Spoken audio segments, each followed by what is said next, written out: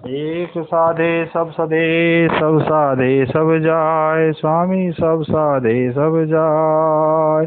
शुभ मुहूर्त गर्भ धरो, सब जन होत सुखाय, स्वामी सब जन होत सुखाय। गुरुर्विष्णु गुरुर्देवो महेश्वरा, गुरु साक्षात् ब्रह्म तस्मै श्री गुरुवे नमः। तस्मै श्री गुरुवे नमः। नमस्कार साथियों, आपका संगी ज्योति संस्थान में बहुत बहुत स्वागत है। काफ़ी लंबे समय के बाद आपसे आज मुलाकात हो रही है। कुछ अपने निजी कार्यों में बहुत अधिक व्यस्त हो गया था, जिसके कारण आपसे बातचीत नहीं हो पाई है। आज एक बहुत ही महत्वपूर्ण विषय आया है, जिसके विषय में हमें बात करनी है। ये मैसेज मुझे मिला है कि गर्भ धारण कैसे करें। ये एक बड़ा विषय है, बड़ा सोचने की बात है कि गर्भ धारण कैसे किया जाए। तो गर्भ धारण करने के लिए हमें बहुत ही सावधानी की आवश्यकता होती है। जैसा हम गर्भ धारण करना चाहते हैं, उसके अनुसार हमें अपना आचरण बनाना चाहिए, अपना घर की व्यवस्था को ठीक करना चाहिए। इस विषय पे हम थोड़ा सा आज यहाँ चर्चा करेंगे कि कैसे ये किया जाता है। हमारा सिंपल सा सिद्धांत है जो ऋषियों ने हमें बताया है कि जैसा हम अन्न खाते हैं वैसा ही हमारा मन हो जाता है। ये जो शरीर है ये अन्नमय कोश है, तो अन्न ही यहाँ पर प्रधानता बताई गई है। जैसा अन्न खाएंगे वैसा हमारा मन हो जाएगा।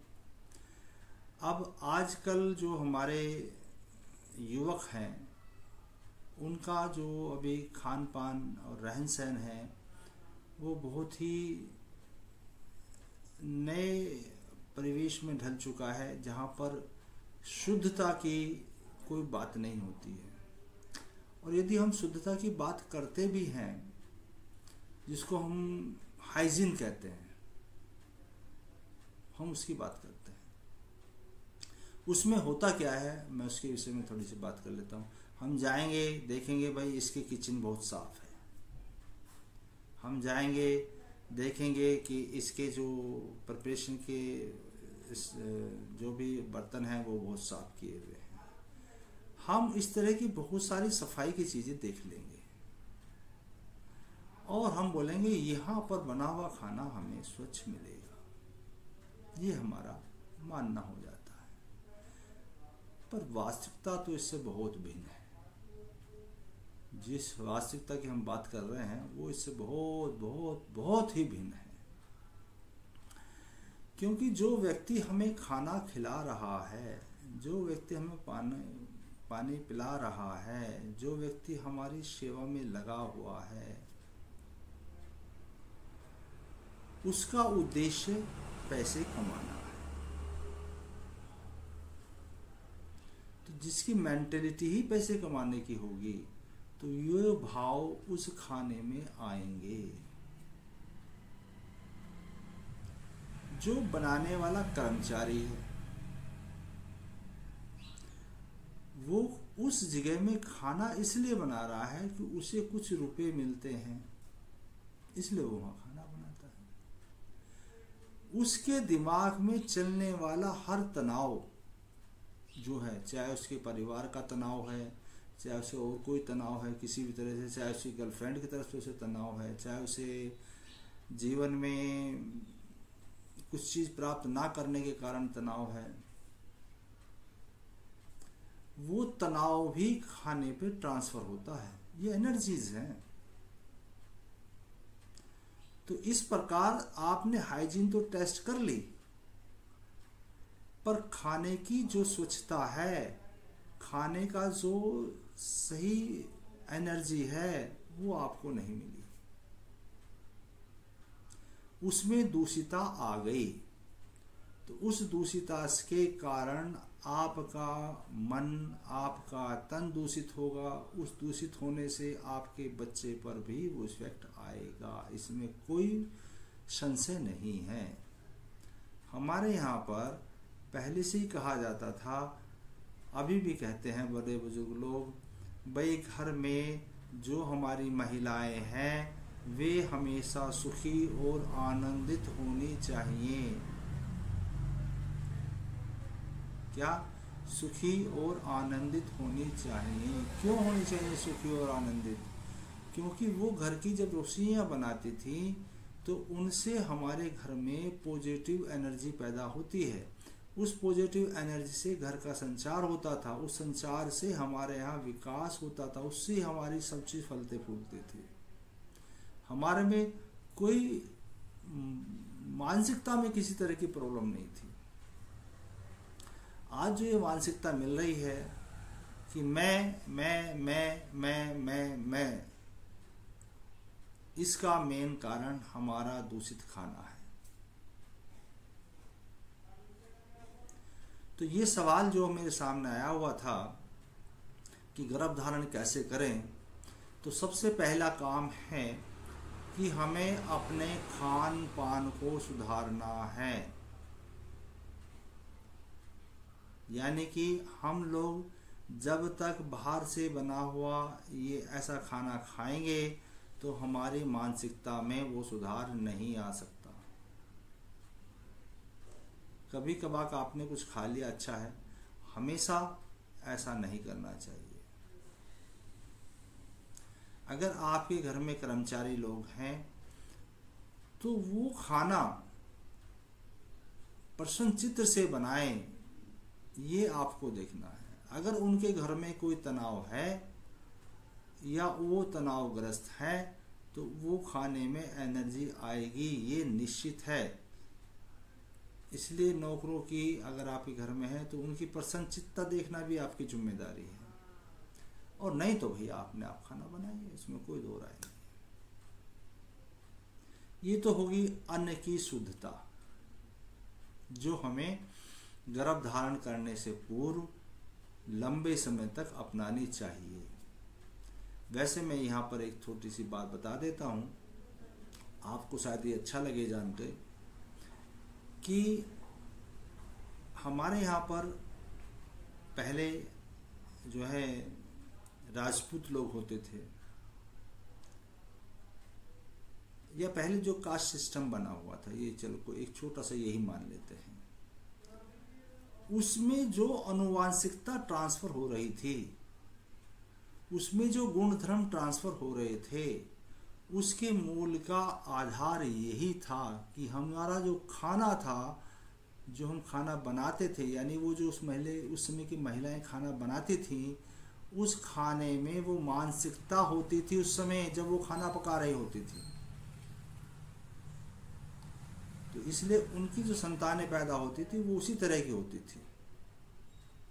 आज भी इसका उदाहरण मिलता है, ऐसा नहीं आज ये उदाहरण नहीं मिलता है। आज भी आप लोग ये देख लीजिए, जो कायस्थ कास्ट के लोग हैं, या जो बनिए लोग हैं, या जो जैन समुदाय के लोग हैं, स्पेशली मैं 3 समुदाय के यहाँ पर वर्णन कर रहा हूँ, इनके घर में अधिकतर इनकी महिलाएं ही खाना बनाती हैं। तो इनमें व्यापार आनुवांशिक है आज भी, क्योंकि वो अन्नमय कोश से ट्रांसफर हो जाता है, उसको सिखाना नहीं पड़ता है। तो ये बहुत बड़ी विशेषता है इस बात की, इस पे ध्यान दीजिए सब लोग। दूसरी बात, अब हम आगे चलते हैं क्योंकि एक ही बात के ऊपर नहीं रहेंगे हम लोग। खाने की स्वच्छता बनाना एक बात हो गई है, इसमें इसको आप लोग अपने जीवन शैली में उतारिए, ये आपका कर्म है। दूसरी हम बात लेते हैं यहाँ पर कि हम मान लो किसी स्कूल में जा रहे हैं, अपने बच्चों का एडमिशन कराना है, तो हम ये देखेंगे उस स्कूल में क्या क्या सुविधाएं हैं, वो स्कूल कैसा है, उसमें टीचर कैसे है।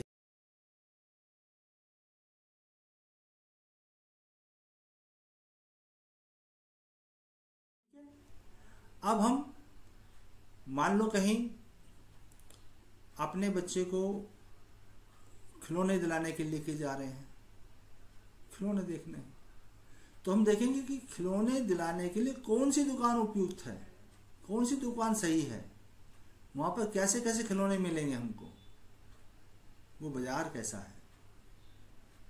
कपड़े दिलाने हो तो हम उसी हिसाब से कपड़ों के लिए देखेंगे। यानी कि हमें जो चीज चाहिए, मान लो हमें अपने बच्चों को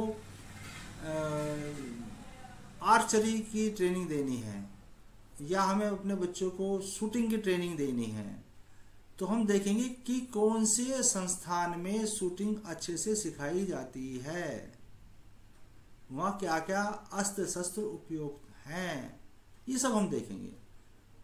हम कभी ऐसा नहीं करते कि हमें अपने बच्चों को शूटिंग की ट्रेनिंग दिलानी है और फुटबॉल ग्राउंड में लेके चले जाएं। फुटबॉल खिलानी है तो फुटबॉल ग्राउंड जाएंगे। तो इसका अर्थ ये होता है, मेरा कहने का यहाँ पर अर्थ ये है कि जिस तरह की बच्चे की आपकी रिक्वायरमेंट होती है कि हमें इस तरह का बच्चा चाहिए, क्या वो माहौल हमने घर में पैदा किया? क्या हम उसको रिसीव करने के लिए तैयार हैं? वो हम होते नहीं है। बच्चा तो हमें बहुत अच्छा चाहिए, पर उसके लिए घर पे कोई माहौल तैयार नहीं किया जाता है, उसकी तैयारी कुछ नहीं होती है। तो इसको हम बोलते हैं प्री प्लानिंग, कि हमें क्या चाहिए उसके हिसाब से अपने माइंड को ट्यून करेंगे।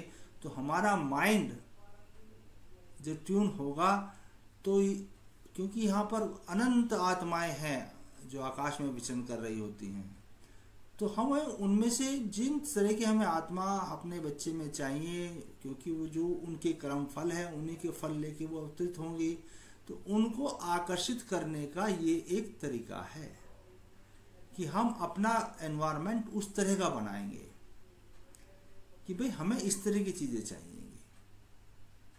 जैसे कहते हैं कि अभिमन्यु ने गर्भ में ही सीख लिया था सब कुछ।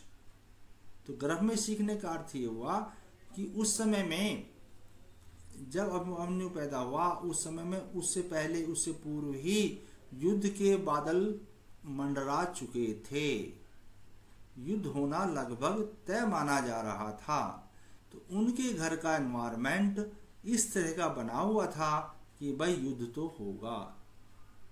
तभी उनके यहाँ पर चक्रव्यूह जैसे तोड़ने की घटना का वर्णन जब हुआ जब अभिमन्यु गर्भ में था। तो वातावरण पहले से बना हुआ है, ये दिमाग में रखिए। तो वही आत्मा शरीर में गर्भ में आई जो उन विद्याओं को जानने में सक्षम थी, और इसलिए उसने पहले से ही उस विद्या को गर्भ में ही धारण कर लिया। तो ये प्रभाव पड़ता है हमारे फिजिकल प्रिपरेशन का। एक हम अन्य को उसमें प्रिपरेशन करेंगे, एक हम फिजिकल प्रिपरेशन करेंगे, एक हम और प्रिपरेशन करनी होती है, क्योंकि ये दो शुद्धियां तो हमने कर ली, एक और तीसरी शुद्धि करनी होगी कि अगर वो चीज हमारे भाग्य में नहीं है,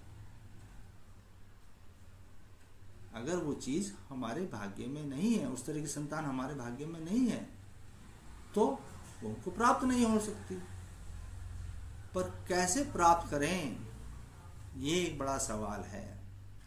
उसको प्राप्त करने के लिए हमें ज्यादा कुछ नहीं करना, सिर्फ अपने जो हमें हमारे इष्ट देव हैं, जो हमारे गुरुदेव हैं, जो हमारे पितृदेव हैं, जो हमारे पूज्य हैं, उनकी निरंतर पूजा करनी होगी, और उनसे निरंतर बातचीत करते हुए हमें कहना होगा कि हे प्रभु, हे हमारे पितरों, हे हमारे देव, हे हमारे इष्ट देव, हे हमारी कुल देवी, जिनको भी आप मानते हैं, हमें इस तरह की संतान की कामना है। आप कृपया करके हमें इस तरह की संतान प्रदान करने की कृपा करें। अब लगातार उनसे जब ये आप दिन प्रतिदिन करते रहेंगे तो एक जो एरिया है, जो आपकी होरा है, जो आपका चारों तरफ का वायुमंडल है, उसमें ऊर्जा उत्पन्न हो जाएगी कि इस तरह की संतान की आपकी कामना है। वो कामना पूर्ति के लिए प्रभु और आपके इष्ट देव, पितृदेव या आपकी कुलदेवी या आपके जो भी पितृदेव हैं आदि आदि भी प्रयत्नशील हो जाएंगे और आपको उस तरह की संतान प्रदान करने की क्षमता उनमें तो है, वो तो देंगे। तो ये भाग्य से आगे जाके वो दे सकते हैं, इसलिए हमें यहाँ पर भी अपना ध्यान देना चाहिए। तो ये हो गया हमारा प्रिपरेशन। हमने 3 लेवल पे किया है ये प्रिपरेशन, और तीनों लेवल का प्रिपरेशन बहुत जरूरी है। एक हमने अपने खाने पीने की शुद्धता से किया है, एक हमने अपने फिजिकल वातावरण से किया है, एक हमने अपने मानसिक रूप से पूजा करके किया है। तो ये तीनों रूपों का प्रयत्न करने से हमें हमारी जो संतान चाहते हैं उस तरह की संतान प्राप्त होने में हमें बहुत बहुत बहुत मदद मिलेगी। तो ऐसा करना चाहिए हमें। अब आगे चलते हैं। ये तो प्रिपरेशन हो गया एक तरह का, जो हमें लगातार करते रहना है।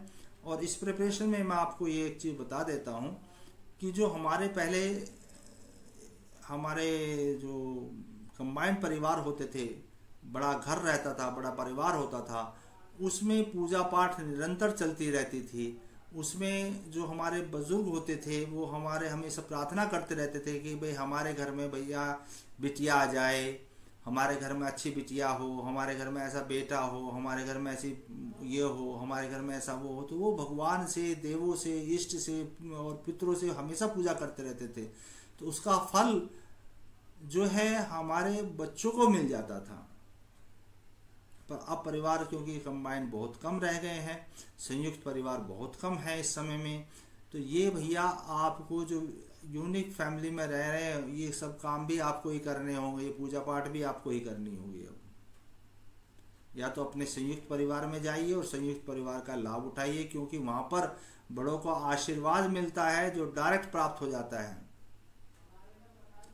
जैसे हमारा घर में कोई भी आदमी बुजुर्ग है और वो हमें आशीर्वाद देता है, तो उस समय हमें जो आशीर्वाद प्राप्त होता है वो सूर्य से डायरेक्ट प्राप्त होता है, सूर्य देव से डायरेक्ट प्राप्त हो जाता है, बृहस्पति देव से डायरेक्ट प्राप्त हो जाता है, और हमारे जो पितृ हैं उनसे भी डायरेक्ट हमें आशीर्वाद प्राप्त हो जाता है। तो ये देखो एक साथ 3-3 जगह से हमें डायरेक्ट ब्लेसिंग मिलती है जब हम अपने बुजुर्गों की सेवा करते हैं, अपने बुजुर्गों के साथ रहते हैं।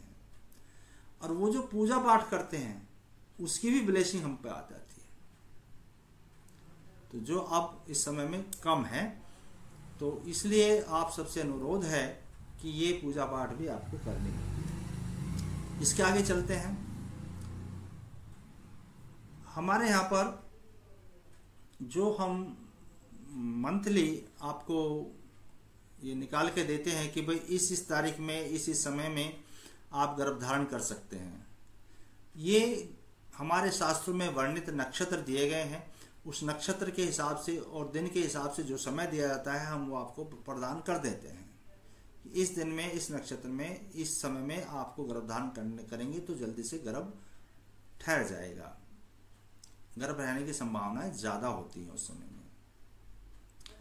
परंतु जो मैं बार बार योगों का वर्णन करता हूं आपके सम्मुख, भाई ये योग बनेगा, ये योग बनेगा, ये योग बन सकता है, ये योग बन सकता है, इसमें इतने फायदे हैं, इसमें इतने फायदे हैं, ये कोई जरूरी नहीं है कि उन दिनों में गर्भधारण करने वालों को उन योगों का फायदा मिले। ये योगों के लिए आपको अपनी जन्म पत्री के अनुसार गर्भ धारण मुहूर्त निकलवाना होता है। जब आप गर्भ धारण मुहूर्त निकलवाएंगे उस समय में जो हमें योग प्राप्त होगा वो हम आपको बताएंगे, भाई ये योग हमें प्राप्त हो रहा है। आपकी कुंडली के अनुसार, आपके गोचर के अनुसार, आपके समय के अनुसार हम भगवान से प्रार्थना करेंगे कि जो योग प्राप्त हो रहा है गणनाओं के द्वारा, उस योग में आपकी संतान उत्पन्न हो और आपको जीवन भर उसका लाभ मिले। ये गणनाओं के अनुसार प्राप्त किए जाते हैं मुहूर्त, और इनकी जो प्रबलता है वो बहुत अधिक होती है, और बाकी सब प्रभु के ऊपर आश्रित रहते हैं हम लोग भी कि प्रभु आपको वो सुख प्रदान करे। ये प्रभु की इच्छा के ऊपर निर्भर होता है। अब हम आगे देखते हैं, गर्भधारण मुहूर्त निकालवाने से ही सब चीज़ों का समाधान होने की संभावना बनती है। अब गर्भधारण मुहूर्त निकालने में जो कुछ कलियां हैं, मैं उनको थोड़ा सा यहाँ पर वर्णन कर देता हूँ। मैंने 1-2 बार पहले भी वर्णन किया है कि जो 27 नक्षत्र हमारे होते हैं, जिनके अंदर किसी न किसी नक्षत्र के अंदर महिला को मासिक धर्म आता है और उसको मासिक धर्म के दर्शन होते हैं। तो वो हर नक्षत्र एक भूमि देता है जिसके अंदर आपका शिशु पल्लवती होगा, बढ़ेगा, जन्म लेगा। तो जैसी वो भूमि होगी उसी भांति की संतान उत्पन्न होगी, इसमें कोई संशय नहीं होना चाहिए। जैसे अश्लेषा नक्षत्र में किसी को ये मुहूर्त प्राप्त हुआ हो तो निश्चित रूप से मानिए कि वो संतान कष्टदायी होगी, जीवन भर कुछ ना कुछ कष्ट देगी। भरणी नक्षत्र में हो तो कष्ट देगी, परंतु ये अगर नक्षत्र आपको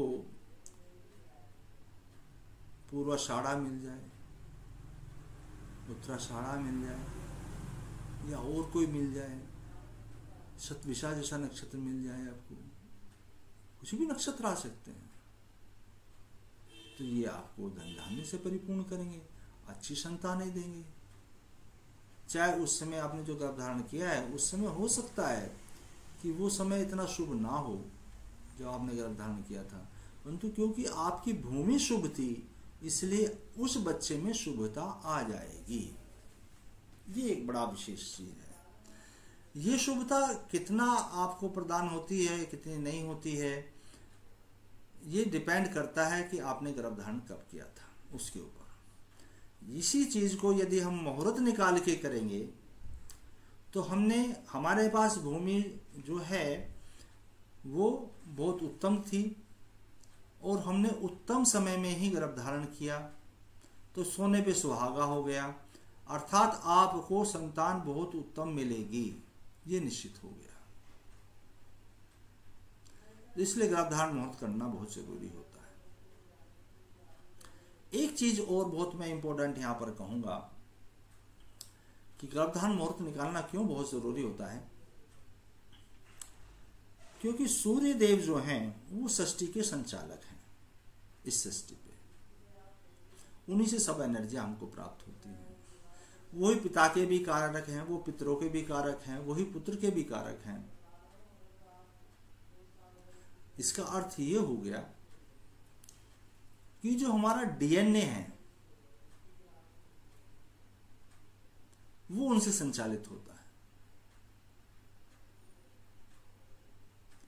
जैसे एक यहां पे मैं उदाहरण के लिए देता हूं, हम कहते हैं कि शनिदेव हमें बहुत कष्ट देते हैं, शनिदेव बहुत कष्ट देते हैं, पीड़ादायक हैं। पर आप देखिए शनिदेव पुत्र किसके हैं?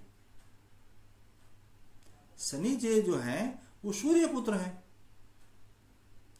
यानी कि सूर्य के अंदर कष्ट देने की क्षमता है, तभी तो शनिदेव में आई है वो क्षमता। शनिदेव न्याय के देवता कहे जाते हैं, यानी कि सूर्य में न्याय करने की क्षमता है, तभी तो वो शनिदेव में आए हैं, क्षमता आई है। अब क्यों आए सूर्यदेव में? क्योंकि सूर्यदेव ग्रहों के राजा भी हैं। जहां सृष्टि का संचालन हो रहा है उनकी कृपा से, वहां ग्रहों के राजा भी सूर्यदेव हैं, और राजा दंड अधिकारी होता है। ये अलग बात है कि उन्होंने शनिदेव को अलग से नियुक्ति दी हुई है कि भाई दंड का काम तुम देखो। तो ये पैतृक गुण, ये डीएनए है, डीएनए ट्रांसफर होता है। ऐसे ही हमारी संतानों में हमारे गुण ट्रांसफर होते हैं, हमारे पितरों के गुण ट्रांसफर होते हैं। तो कहां से आएंगे? वो सूर्य से प्राप्त होंगे, वो हमें सूर्य से प्राप्त होंगे। यदि सूर्य की स्थिति किसी समय में किसी कारण से उचित नहीं मिल रही है, तो उस समय में गर्भ धारण करने से आपको अच्छी संतान नहीं मिल सकती, उत्तम संतान प्राप्त नहीं हो सकती, क्योंकि सूर्य की स्थिति स्वयं समाप्त अच्छी नहीं थी।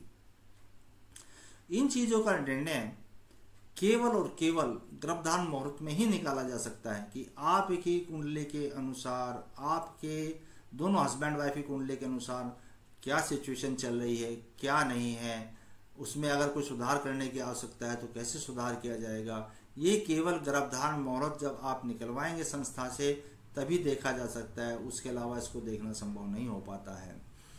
अब हम आगे चल के थोड़े सा और विषय से बात करते हैं। जो हमने यहाँ पे डीएनए की बात कर ली है, अभी हमने आपको गर्भधारण संस्कार के बारे में बात कर ली है। अब जो गर्भधारण संस्कार हम करने जा रहे हैं, हमने जो भूमि निकाली है, पृष्ठभूमि हमने देख ली है, उसकी पावर कैसी है ये देखनी होती है, उसकी तासीर कैसी है।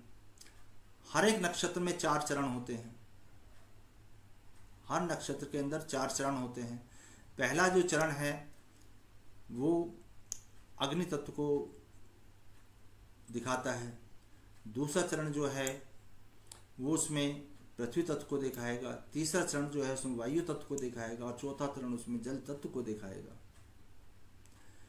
तो वो जो नक्षत्र की भूमि मिली है उसमें भी हमें ये बारीकी से अध्ययन करना होता है कि ये भूमि वास्तव में किस तरह की है और किस तरह की संतान आपको मिल सकती है।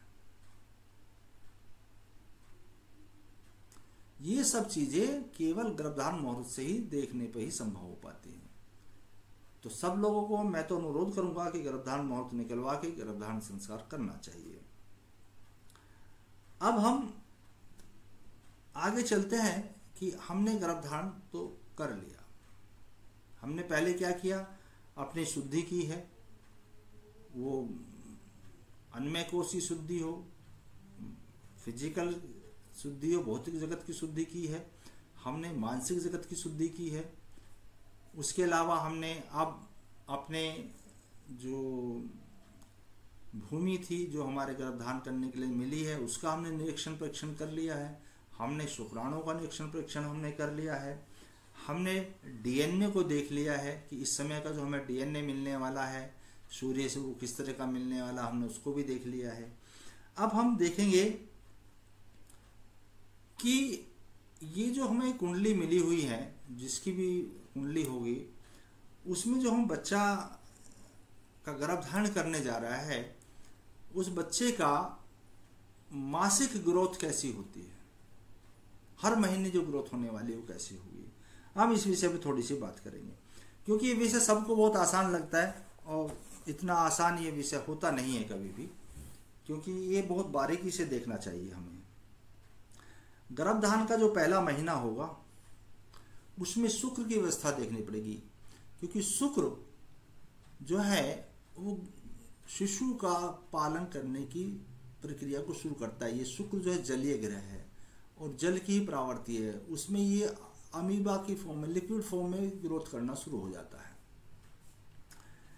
और इस महीने में हमें पूरे के पूरा ये ध्यान देना चाहिए कि ये जो शुक्र है इसकी हमारी कुंडली के अंदर जो गर्भधारण कर रहे हैं उनकी कुंडली के अंदर शुक्र की अगर व्यवस्था अच्छी नहीं है, पोजीशन अच्छी नहीं है और गोचर में भी वो अच्छा ना हो और दशा से भी वो ठीक नहीं होगा तो समस्या आ जाएगी। तो ये समस्या ना आए इसके लिए अगर कुंडली में ठीक नहीं है तो कुंडली के पहले उपाय कर लिए जाएंगे, गर्भधारण पूर्ण करने से पहले उपाय किए जाएंगे ताकि उसकी हमें पॉजिटिव एनर्जी मिलनी शुरू हो जाए। अगर गोचर में सही नहीं है तो गोचर में कुछ समय के लिए इंतजार किया जा सकता है, उसकी स्थिति सही होने पे किया जा सकता है। अगर दशा में प्रॉब्लम चल रही है तो दशा के भी उपाय किए जाएंगे ताकि हमारे आने वाले बच्चे का कंसीव होने के बाद में अच्छे से पोषण हो, भरण अच्छे से हो, हमारा बच्चा अच्छे से ग्रोथ करे। दूसरा महीना जो आएगा उसमें मंगल का आएगा, इसी बात से हम मंगल को भी देखेंगे। तीसरा महीना जो आएगा हमारा, तीसरे महीने में जो हमें ग्रोथ देगा वो ग्रह होगा बृहस्पति ग्रह।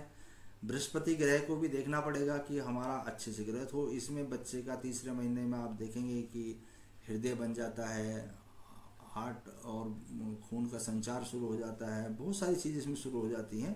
ये हमारा उसका हो जाता है। चौथे महीना जो है हमारा सूर्य का होता है। चौथे महीने में हमारे बच्चे के अंदर हड्डियों का निर्माण शुरू हो जाता है,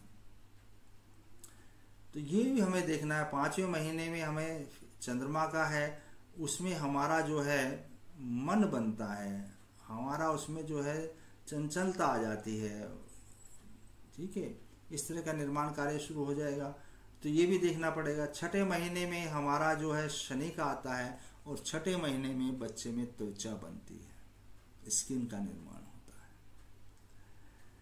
और उसके बाद जो सातवां महीना आएगा वह बुध देव का होगा। सातवें महीने में बुध देव का होता है, और इसमें हमारे बच्चे के अंदर ब्रेन में बुद्धि का विकास होना शुरू होता जाता है। अब हमारे बच्चे में बुद्धि आनी शुरू हो जाती है। इसके बाद में हमारे पास में फिर आठवां महीना आएगा, वो फिर शुक्र देव का होगा। उसमें उसको ओज प्राप्त हो जाएगा, तेजस प्राप्त हो जाएगा,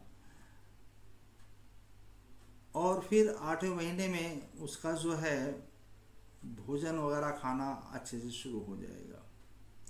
नौवां महीना हमारा दोबारा से सूर्य का आएगा, जिसके अंदर हमारी आत्मा का विकास होगा, आत्मा का प्रतिपादन हो जाएगा। और 10वां महीना जो आता है जिसमें मान लो डिलीवरी होती है, वो आता है चंद्रमा का, और चंद्रमा माँ के रूप में विराजमान है और वो अपने बच्चे को जन्म दे देती है। तो इस तरह से हर महीने में हर ग्रह अपना अपना दायित्व निभाता है। तो ये ग्रह हमारी कुंडली में उचित पोजीशन में है या नहीं है, अगर नहीं है तो उनके उपाय किए जाते हैं, तब जाके गर्भ जो है पूर्ण रूप से हमारा सुरक्षित रहेगा, ऐसा हम कोशिश करते हैं। और उसके बाद में फिर ये हमने पहले से देख लिया कि क्या क्या हमें उपाय करने हैं, क्या क्या करने हैं। इसके बीच में जो हमारे संस्कार आते हैं, उन संस्कारों को भी करना चाहिए। उन संस्कारों को करने से हमारे बच्चे को बल मिलता है। हमारे बच्चे की हमारे पूर्वज, हमारे भगवान, हमारे इष्ट देव वो रक्षा करते हैं। जैसे ने की थी अपने सुदर्शन चक्र से, तो ऐसे ही हमारे बच्चे की रक्षा भी हमारे जो इष्ट देव हैं, हमारे जो पितृदेव हैं, हमारे जो गुरुदेव हैं, वो सब करते हैं। तो मैंने आपको यहाँ एक मोटा मोटा एक अंदाज़ा दिया है आज कि गर्भधारण किस तरह से करें और कब करें, इसकी जानकारी आपको मिल जाती है इस चीज़ से कि अगर आपका कुंडली में कोई चीज़ की समस्या नज़र आती है तो पहले उसके उपाय करा लिए जाएं, ताकि वो समस्या गर्भधारण के दौरान ना आए। दूसरी चीज़, आपका जो मेडिकल कोई ट्रीटमेंट की समस्या है तो वो भी करा ली जाए, और फिर आप अपने आप का शुद्धिकरण करके अपने आवश्यकता अनुसार अपना वातावरण को बनाकर आप जब गर्भधारण करने के लिए तैयार होंगे तो आपको निश्चित रूप से मनोवांछित संतान के समकक्ष, मैं ये नहीं कहता आपकी मनोवांछित संतान मिल जाएगी, पर उस जैसी भगवान संतान आपको प्रदान करेंगे, ऐसी कृपा प्रभु कर सकते हैं। और कभी कभी तो प्रभु अगर प्रसन्न हो जाए तो मनोवांछित संतान भी दे देते हैं। पर ये मिलेगा तभी जब आप गर्भधारण मुहूर्त निकाल के संस्कार को संपन्न करेंगे। क्योंकि एक चीज़ है इसमें जो मैं आपको और यहाँ बताना चाहूँगा कि हम ये देखते हैं कि वो कहते हैं अंत भला तो सब भला। हमारे स्टार्टिंग में कुछ परेशानियां आई, परंतु हमको संतान जैसे हम चाहते थे वैसे मिलेगी तो सब अच्छा है। दूसरी चीज हम यहाँ और ज्योतिष के हिसाब से भी बता देते हैं कि कभी कभी अगर लगन कुंडली में हमारे ग्रह अच्छे ना हो, परंतु नौमांस कुंडली में शुभ हो जाए, तो हमें शुभ फल जीवन भर मिलता है। इसका अर्थ ये हुआ कि वहाँ पर भी हमने अंत को देखा, हमने वहाँ पर भी फल को देखा कि फल कैसा मिला हमें। तो यहाँ पर भी यदि किसी वजह से कोई हमें नक्षत्र या तिथि या वार हमारे हिसाब से शुभ नहीं हो रहा है, परंतु वो यदि वार और नक्षत्र यदि हमें बच्चे का जन्म के समय में शुभ प्राप्त होने की उम्मीद है, तो उस नक्षत्र के या उस वार को भी हम अगर गणनाओं के अंदर सही है तो उसको गर्भधारण मुहूर्त के लिए चयनित कर सकते हैं, इसमें कोई संशय नहीं है। परंतु वो मुहूर्त सिर्फ तभी संभव है जब उसका गणना करके निकाला जाए, अन्यथा उस मुहूर्त को सार्वजनिक कहने का कोई अर्थ नहीं होता है, क्योंकि आपकी भूमि नहीं है, आपकी पृष्ठभूमि नहीं है, आप मानसिक रूप से तैयार नहीं है, आपने कोई उसके लिए यत्न नहीं किया है, आपने कोई पूजा पाठ नहीं किया है, और आप उस तरह के संतान के लिए प्रयास करेंगे तो उसमें हो सकता है सफलता ना मिले। तो सफलता पाने के लिए परिश्रम करना होगा, कष्ट करना होगा, गर्भधारण मुहूर्त निकालना होगा, हर एक को निकालना चाहिए और अपनी कोशिश करें कि मनवांछित संतानें प्राप्त हो जाएं। आज मैं इसमें इतना ही कहना चाहूँगा। अगर इस पे किसी को भी कोई और सवाल हो, कोई और इंक्वायरी करनी हो, कोई और जानकारी करनी हो, तो कृपया करके आप अपनी इंक्वायरी को रेज कीजिए, आप डालिए। मैं आपका समाधान करने के लिए तत्पर हूँ। मैं और मेरी संस्था आपकी सेवा में निरंतर कार्यरत है, प्रयास करती रहेगी। आशा है ये वीडियो आपको अच्छी लगेगी और लाइक कीजिए, सब्सक्राइब कीजिए, ज्ञान का प्रसार कीजिए। जितने भी ज़्यादा से ज़्यादा लोगों को ये ज्ञान मिलेगा उतने ही लोगों का अधिक से अधिक कल्याण होगा। धन्यवाद। और मैं उनका विशेष रूप से धन्यवाद करता हूँ जिन्होंने मेरे से ये सवाल पूछा था कि हम गर्भधारण कैसे करें।